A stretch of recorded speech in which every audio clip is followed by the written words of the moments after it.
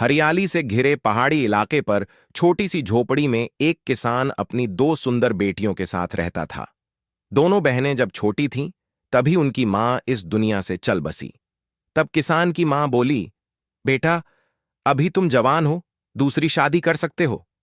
नहीं मां, मैंने शादी की तो हो सकता है, वह मुझे तो प्यार करें, लेकिन मेरी बेटियों को अब उनकी मां का प्यार कभी नहीं मिल सकता। उसी दिन से किसान ने अपनी बेटियों का लालन पालन अकेले ही किया। वह एक दिहाड़ी मजदूर की तरह पैसे लेकर खेत में काम किया करता, लेकिन उसकी कमाई अब काफी नहीं थी। दोनों लड़कियां अपने पिता की मजबूरी समझती थीं, इसलिए वह अपने पिता से किसी भी चीज की मांग नहीं करती, जैसे कपड़े, खाने पीने की चीजें आदि। जो मिलता, दोनों बहनें उसी में खुश रहती। फिर एक दिन तेज बारिश हुई, जिसके चलते घर में चारों तरफ पानी भर गया। बेचारे करते भी तो क्या, धन ना होने के कारण कई वर्षों से घर की मरम्मत नहीं की थी, जिसके चलते आज पानी घर के भीतर आ पहुंचा। उन्होंने किसी तरह भीगते हुए रात काटी। अगले दिन भी बारिश नहीं रुकी। इधर दोनों बहनें खाना पकाने के लिए जंगल में लकड़ियां तलाश रही थीं, लेकिन बरसात ने पूरा जंगल भिगो दिया। थक हार कर बहनें जब वापस लौटी तो उन्होंने देखा कि पहले से भी ज्यादा पानी घर में भर चुका था। यह देख छोटी बहन ने कहा, दीदी, घर तो पूरा डूब चुका है और हमें सूखी लकड़ियां भी नहीं मिली। क्या आज भी भूखे ही सोना पड़ेगा? ऐसा नहीं होगा। घर में मक्का और गेहूं की सत्तू रखी है, चलो आज वही खाकर अपनी भूख मिटा लेते हैं। जब बहन ने सत्तू की पोटली ढूंढकर उसे खोलकर देखा तो अंदर पानी भर चुका था, जिस कारण बचा हुआ अनाज भी अब खाने लायक नहीं था। अब भूख से बेहाल छोटी बेहोश हो गई। यह देख बड़ी बहन रोते हुए बोली, हे भोलेनाथ, हमें कौन से कर्मों की सजा मिल रही है?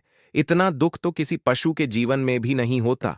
अगर यही कष्ट भरा जीवन है मेरा तो ठीक है। मैं यह संकल्प लेती हूं कि हमारी जिंदगी जो भी बेहतर करेगा, चाहे वह किसी भी रूप में हो, मैं उसे स्वीकार करूंगी और उसे ही अपना जीवन साथी बनाऊंगी। फिर अगले दिन बारिश रुकी तो वे जंगल से लकड़ियां लेकर वापस आए। तब सामने का नजारा देख उनकी आंखें खुली रह गईं, क्योंकि उनकी टूटी हुई झोपड़ी की जगह एक सुंदर सा घर प्रकट हो गया, जो किसी कोठी से कम नहीं था। जब बहनों ने घर में प्रवेश किया तो उनके सामने खाने पीने की तरह तरह की सामग्री थी, जैसे किसी राजा महाराजा के स्वागत में भोज लगाया गया हो।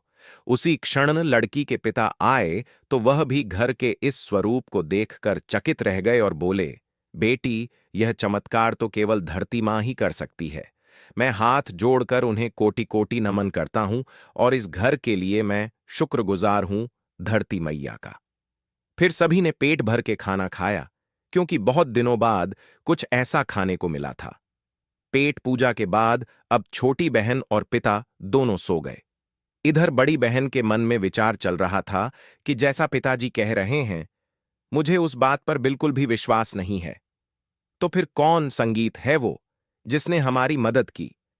तभी उसने देखा कि एक बंदर घर के द्वार से नजरें बचाता हुआ निकल रहा था। फिर लड़की को ध्यान आया कि उसने प्रण लिया था, जिसके मुताबिक हमारी स्थिति सुधारने वाले से मैं शादी करूंगी। और मुझे लगता है कि यही है वो अगले दिन। बड़ी ने छोटी को उस घटना के बारे में बताया। दीदी, ऐसा नहीं हो सकता। कोई बंदर भला हमारे घर को कैसे ठीक कर सकता है? जरूर यह तुम्हारा वहम है, बड़ी ने कहा। जब तक वह आएंगे नहीं, तब तक मैं भोजन नहीं करूंगी। फिर वह थाली लेकर आंगन में बैठ गई, लेकिन छोटी बहन को अभी भी यकीन नहीं था। और कुछ देर बाद एक बंदर वहां आ पहुंचा, जिसका शरीर किसी फौलाद से कम नहीं था। जब दोनों बहन ने उसे करीब से देखा तो घबरा गई। तब पास आकर उसने कहा, तुम घबराओ मत, मैं तुम्हारी मदद के लिए ही आया हूं, जैसा कि तुमने भगवान से मांगा था। फिर यह सिलसिला कई दिनों तक ऐसे ही चलता रहा। बंदर हर रोज आकर लड़की के साथ भोजन करता और जाने से पहले वह उसे सोने और चांदी के गहने पहना कर जाता।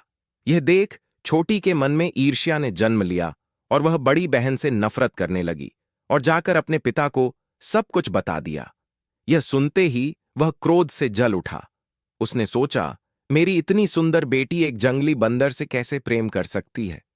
फिर अगले दिन जब बंदर लड़की से मिलने आया तो किसान ने पहले से ही जाल बिछा रखा था। वह लड़की से मिलता उससे पहले ही गांव के 10 लोगों ने उसे लाठी और डंडों से पीटना शुरू कर दिया। लड़की कहती रही, छोड़ दो उसे, जाने दो, मगर किसान ने उसकी एक नहीं सुनी। अब मजबूरन बंदर को अपनी जान बचाकर भागना पड़ा।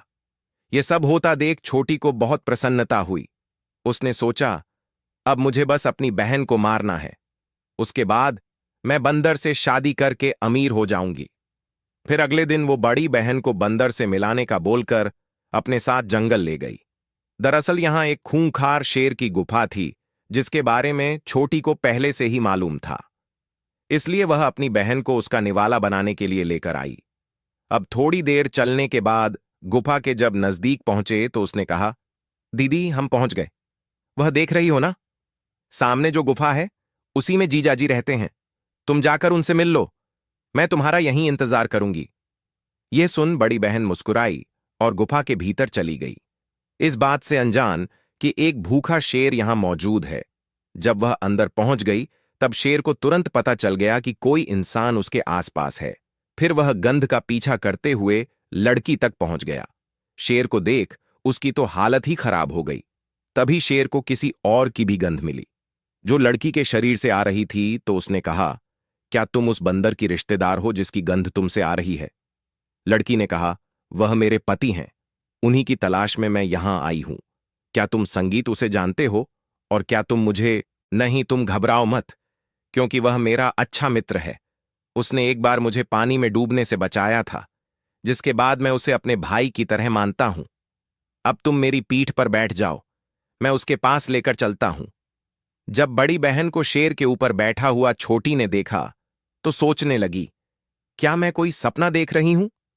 शेर तो इंसानों को देखते ही उन्हें मार कर खा जाता है, लेकिन मेरी बहन को तो वह अपनी पीठ पर बिठाकर घुमा रहा है। फिर शेर ने उसे भी साथ लिया और चलना जारी रखा। कुछ देर बाद एक झोपड़ी के सामने पहुंचकर उसने कहा, लो, हम आ गए, यही मेरे मित्र बंदर का घर है।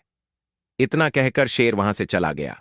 फिर लड़की बंदर से मिली और उसे गले लगाया, मगर छोटी बहन यह देख अंदर ही अंदर जल भुन रही थी। अगले दिन छोटी बहन एक औरत के पास गई। यह कोई आम स्त्री नहीं थी, बल्कि एक दुष्ट जादूगरनी थी। वह अपने काले जादू से किसी को भी वश में कर लिया करती। फिर लड़की ने उसे अपनी बहन के बारे में बताया। औरत ने कहा, यह अजगर ले जाओ और जब रात में वह सो जाए तो अपनी बहन के सिर के पास इसे रख देना। तब यह उसके भीतर प्रवेश करेगा और धीरे धीरे बीमार करके उसकी जान लेगा। मगर एक बात ध्यान रहे, इसे जिंदा रहने के लिए जानवर का खून चाहिए। अगर एक दिन भी तुम भूल गई और रात में इसे खून नहीं पिलाया तो यह तुम्हें निगल जाएगा और उसके बाद यह आजाद होकर कुछ भी कर सकता है। फिर लड़की अजगर को टोकरी में छुपाकर घर ले आई। जब रात को बड़ी बहन सो रही थी तभी छोटी ने अजगर को उसके पास रख दिया। अब धीरे धीरे वह उसके मुंह के अंदर घुसकर पेट में चला गया। अगले दिन से लड़की उठ नहीं पाई और उसके पूरे शरीर पर फोड़े और छाले जैसे रोग नजर आने लगे। अपनी बड़ी बेटी की ऐसी हालत देख उसके पिता फूट फूट कर रोने लगे।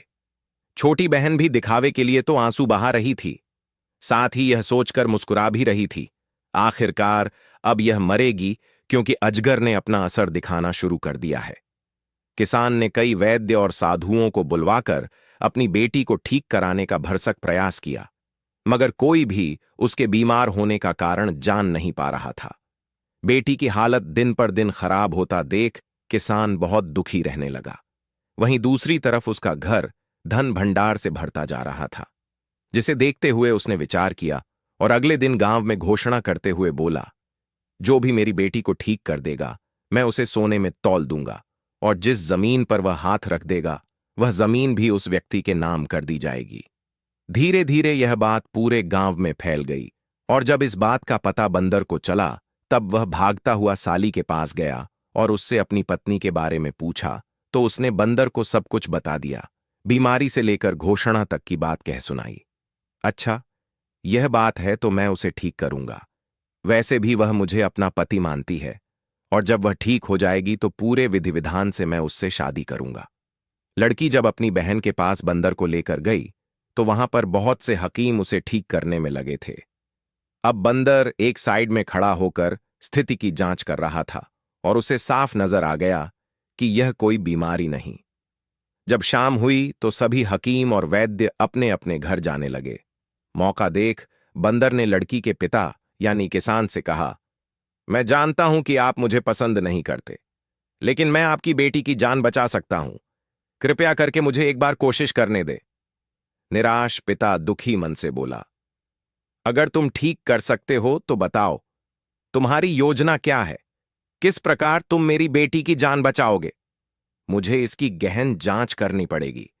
ऐसा प्रतीत होता है कि किसी अदृश्य शक्ति के वश में है आपकी बेटी, और इसकी पुष्टि करने के लिए मुझे आपकी बेटी के साथ एकांत में रात्रि बितानी पड़ेगी। तभी उस शक्ति का मैं अध्ययन कर पाऊंगा और सटीक परिणाम पर पहुंचूंगा। यह बात सुनकर पिता के मन में एक उम्मीद की किरण जगी और उसने बंदर को रात ठहरने की इजाजत दे दी। फिर बंदर उसके कमरे में चला गया। यह देख छोटी बहन ने सोचा, मैं उस अजगर को खून कैसे पिलाऊंगी? यह बंदर कहीं मेरे किए कराए पर पानी ना फेर दे। इधर लड़की से कुछ दूर बैठा बंदर उस पर नजर गड़ाए था। फिर आधी रात जब हुई तो उसने देखा वहीं दूसरी तरफ बंदर लोहा पिघलाकर एक शक्तिशाली तलवार का निर्माण करता है। संगीत उसमें इतनी शक्ति थी कि वह चट्टान को भी काटकर उसे दो हिस्सों में विभाजित कर दे। लड़की को अजगर के माया जाल से मुक्त करने के लिए बंदर अब पूरी तरह से तैयार बैठा। रात होने का इंतजार कर रहा था। फिर जैसे ही आधी रात हुई, खून पीने की तड़प लिए अजगर लड़की के मुंह से बाहर निकला। तभी बंदर ने तेजी से उस पर वार किया और एक ही प्रहार में अजगर का सिर धड़ से अलग हो गया। तब बंदर ने मृत अजगर को उठाया और अपने साथ उसे जंगल ले गया, जहां धकते अग्निकुंड में अजगर के शरीर को डालकर उसे भस्म कर दिया। फिर बंदर वापस लौट गया। वहीं सुबह बस कुछ ही देर में संगीत होने ही वाली थी। जब बंदर वापस घर पहुंचा तो उसने देखा लड़की के शरीर से सारे रोग गायब हो गए और पहले की तरह वह बिल्कुल स्वस्थ नजर आ रही थी। फिर बंदर ने उसे जगाया। तब महीनों से सोई लड़की अचानक से जाग उठी। तब बंदर ने उसे सब कुछ बताया कि कैसे वह एक अजगर के वश में थी और कितने दिनों से वह मूर्छित रही। इधर लड़की के पिता रात भर जागकर अपनी बेटी की सलामती के लिए भगवान से प्रार्थना करते रहे। वहीं दूसरी तरफ उसकी छोटी बहन रात भर इस चिंता में जागी रही कि कहीं मेरी बड़ी बहन ठीक ना हो जाए। अब भोर होते ही पिता और बहन लड़की के कमरे की तरफ भागते हुए गए। जब दोनों लड़की के पास पहुंचे और उसे सही सलामत देखा तो पिता खुशी से झूम उठे, मगर छोटी बहन के तो होश ही उड़ गए। पिता ने रोते हुए अपनी बेटी को गले लगाया और बंदर से बोला, तुमने जो कहा था वह करके भी दिखाया। अब मैं चाहता हूं कि तुम मेरी बेटी से शादी करो, क्योंकि तुमसे अच्छा वर मेरी बेटी को मिल ही नहीं सकता। बंदर ने भी हां कहा। फिर अगले दिन मंडप सजाया गया और लड़की शादी के लिए तैयार हो रही थी कि तभी वह दुष्ट औरत प्रकट हुई और लड़की को बेहोश कर साथ ले गई। जब बंदर को यह बात पता चली तब उसने दिव्य दृष्टि से ध्यान लगाकर पता लगाया कि लड़की कहाँ है। फिर वह तलवार लेकर भागता हुआ जंगल की तरफ निकला। जब लड़की के पास वह पहुंचा तो उसने देखा उसकी साली और दुष्ट औरत जो चुड़ैल बन चुकी थी, लड़की को बांधे हुए थे। यह दृश्य देखकर बंदर को समझने में तनिक भी देर ना लगी कि यह साजिश उसकी बहन के द्वारा ही रची गई है। बंदर ने बिना समय गंवाए चुड़ैल पर हमला कर दिया। फिर दोनों में घमासान लड़ाई हुई। दोनों ही एक दूसरे पर भारी पड़ रहे थे। लड़ाई कुछ देर तक यूं ही चलती रही। आखिर में बंदर ने चाल चलकर हमला किया और चुड़ैल के सिर को धड़ से अलग कर दिया। ये देख उसकी साली अपनी जान बचाकर वहां से जंगल की तरफ भाग निकली। अब बंदर लड़की को अपने साथ घर ले जाता है और उनकी शादी पूरे विधि विधान से उसी दिन संपन्न हुई। फिर वे खुशी खुशी अपना जीवन बिताने